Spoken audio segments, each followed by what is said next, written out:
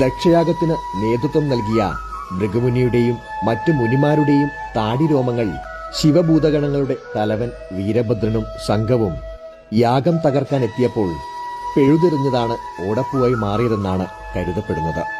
എന്നാൽ ദക്ഷന്റെ താടി ഭൂതഗണങ്ങൾ പറിച്ചെടുത്ത കഥയാണ് ഇതിനു പിന്നിലെന്നും ഐതിഹ്യമുണ്ട്. മറ്റൊരു വിശ്വാസം സാക്ഷാൽ ശിവജട തന്നെയാണ് ഓടപ്പൂവായി മാറിയതെന്നും കരുതപ്പെടുന്നു. എന്തുതന്നെയായാലും കൊട്ടിയൂരിൽ വൈശാഖ ഉത്സവത്തിനെത്തുന്ന ഭക്തർക്ക് അടുത്ത വർഷം വൈശാഖ മാസം വരെയുള്ള ഐശ്വര്യത്തിന്റെ ഓർമ്മപ്പെടുത്തൽ കൂടിയാണ് കൊട്ടിയൂർ ഓടപ്പൂവ്.